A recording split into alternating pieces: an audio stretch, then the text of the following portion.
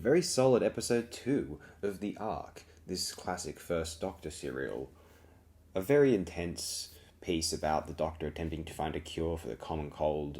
Stephen's apparently affected by it as well. Perhaps by that point humanity had no immunity to it somehow. Stephen's pretty far in the future himself, from the 1960s. And, he finds a cure for Stephen. The monoids are more intelligent than the Doctor, and maybe even the Guardians, which is the humans who occupy the spaceship, realize. And then this all culminates in one of the coolest and most interesting cliffhangers in the history of classic Doctor Who. Rod Serling would be jealous. Well, Rod Serling was very jealous. He stole all his ideas from all the sci-fi writers, like Bradbury and Matheson anyway, apparently. One of the greatest 20 minutes in the history of the First Doctor, in my opinion. Now, because Wikipedia is quite bare on information for this serial, I'm going to read this out from the TARDIS data core. That's what we call the fan wiki for Doctor Who. Behind the scenes, it was notable for its then groundbreaking use of out-of-sequence recording. The final episode, The Bomb, was the first in Doctor Who history to be recorded according to set availability and then edited into a proper sequence. Director Michael Imison also notably achieved a number of special effects shots through the liberal use of forced perspective, something which hadn't been widely attempted in Doctor Who at the time. Imison's use of playback to indicate that the bridge computers and control consoles on the Ark were fully operational was also unusually sophisticated for the Hartnell era. In regard to the narrative itself, it was the first to take place in what was definitively humanity's far future, and the first to depict the demise of Earth.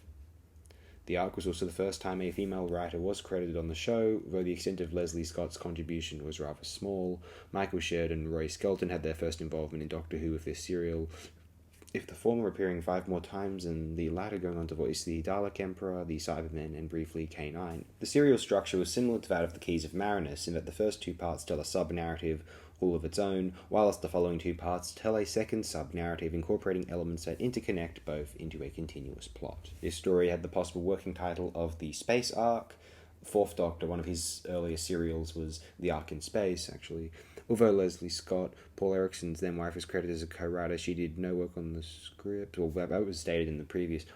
Erickson later gave his reasons for sharing the on-screen writer's credit with her. It was a personal arrangement I had with her, which is my own personal business at the time. The circumstances went into history. I need say no more than that. Trouble in Paradise. There are occasional lapses by Jackie Lane, who plays Dodo, into the Cockney accent in which she rehearsed the story before the production team were instructed by their superiors that it was unacceptable for a regular character in Doctor Who to speak in anything other than BBC English. It would appear this rule was later relaxed, as companion Ben Jackson, introduced only 4 stories later in The War Machines, was allowed to keep his Cockney accent. Peter Purves for the monoids looked ludicrous, and couldn't take them seriously as a monster.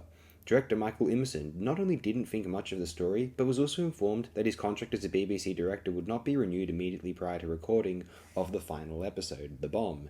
Imison wasn't even told of this decision face to face, but was simply handed a note before entering the studio gallery at the start of recording. How brave.